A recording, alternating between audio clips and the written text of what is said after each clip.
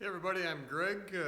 Behind me we've got Bogey Bob, a 1981 Yamaha G1 gas golf cart, and we're doing another video to hopefully show you an abbreviated version of how to reassemble the crankcase after new bearings and seals have been put in. The manual says install the clutch side first. Something I didn't realize at the time, and even when installing the seals, is these pins. You know, I used a board and drilled some holes in and kind of work around it. Shit, they pull out by hand. You've got to get one of these. It's a Tusk brand puller or similar puller, and it's designed to essentially pull the crankshaft through the bearing, through the seal. Keep in mind though that this seal sits a little higher than the surface of the crankcase, because this seal acts as the gasket for the oil pump gear case that mounts on here. So we don't want to be forcing this down on here. So to keep from pressing on the seal, so assuming you installed the seal first, take a piece of galvanized wire and actually form it around.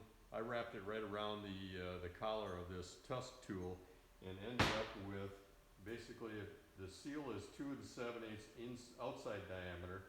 So, you know, if you get a ring centered about 3 inches in diameter, that's perfect.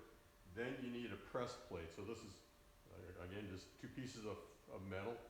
So you're going to set those down on, a little more careful than I did, but you're going to set them on top of that wire, and then your puller, you're going to want to, it might come with a couple of adapters, but you want one that's got the ring inside the adapter. And what that's going to do is, after you thread your bolt into the crankshaft, that allows the puller to pull up on the head of the bolt. So this thread is, so put your collar on first, thread your bolt through first, and this is a 1/2 inch fine thread bolt. So 1/2 inch, and I think the thread count is 20. So screw it down,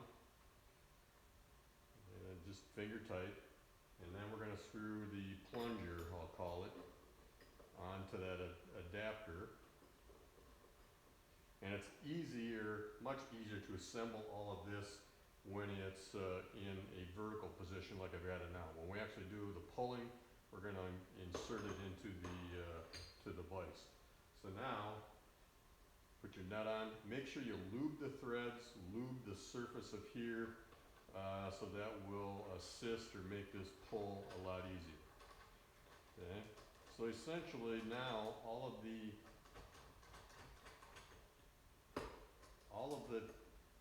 pulling force is being transferred from this nut through the collar, through the tool, through the plate, directly to the crankcase. So now I'm not pressing on and deforming that seal, excuse me, slash gasket below it. Okay, so there we are in basically assembled mode. Got some tension on there.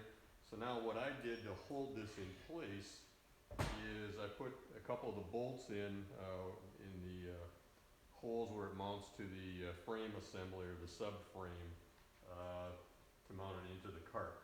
So basically I'm just going to mount that into my vise. So now I've got it in a position, at least horizontally. It's much easier to work on now. So clamp it tight, it's just, it'll work a hell of a lot better. And now this side, especially this side, this will require, seems to require much more pulling force. And so what you might need to do, you might end up finding that as you turn this nut, then everything might start turning, including the crankshaft. So you may have to put a pipe wrench on here to hold it toward the end. But also the lubrication on the threads and the nut surface here will probably assist in that. So that's the clutch side and pulling it in. So you can see, again, we got about 5 inches of travel inside this collar, and we're at 2 3/4 of what we use. So we've used about roughly half the pulling capacity of this tool to bring the crankshaft into the seated position. And once the crankshaft seats in to the bottoms out against that bearing, you will know. You can't crank it anymore. So let's go ahead and take a look at the fan side. This seal sits flush with the crankcase body. So you can, now with the adapter or with the puller, this can sit right smack on the crankcase. So we're going to use the same adapter on the end of the plunger. So if you put the adapter on first and then screw on your flywheel nut, to me the nut did not screw on far enough or to have 100% thread engagement. So these are super fine threads, so 16 millimeter by 1.0 millimeter pitch. Okay, so even if you got it in there, the problem is that this plunger won't fit over the nut. So basically, the corners of the nut, well, the nut's too big. It just won't go up inside there. So what you need to do, or what I did is, so rather than hack up my original flywheel nut direct from Yamaha, is go to your local auto parts store, and this is called a spindle nut, and it's by Dorman, D-O-R-M-A-N. The part number is 615-082. Even if I'd knocked down the corners of these so it would fit up inside the plunger, I am still not comfortable not being 100% engaged on this thread. So I actually took one of these nuts and very crudely rounded it down into a threaded collar. So now I can thread that onto the crankshaft, and now the threads are fully engaged. In fact, I can thread it on past the end of the crankshaft, and now that collar and that nut is fully engaged. 100% of the threads on that collar or nut are being used for pulling. Now we can go ahead and screw on our plunger or puller. And again, this time, this can sit right against the seat of the crankcase, or the shell of the crankcase. Okay, so you can see now we're in kind of the pulled position. So again, I'm already installed, but let's show you what's going on. Again, don't forget to lube up this shaft, lube up the nut where it mates up with the puller, just to make your life easier. So here we see we've got about 4 inches exposed. So we've got 1 inch, actually we've got 1 inch left of pulling capacity on this tool. When you're pulling through the clutch side of the shell, this will bottom out against that C-clip that goes around the inside of this. Now as you're pulling toward the fan side, it will bottom out again. When I pulled it that way, I was very, very tight with this crank web, near tight against, there wasn't much gap between this crank web and the crankcase. But then as I pulled this way toward the flywheel, then this side bottomed out into to the bearing, and actually what it did is actually drew the crankshaft away from this part of the shell a little bit. So now I've got almost uniform gap between both sides of the crank webs and the crankcase.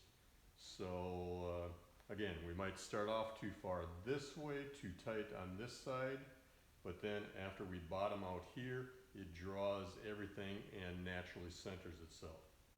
So now that I've done making videos for you guys, I'm going to go ahead and mount the jug on it.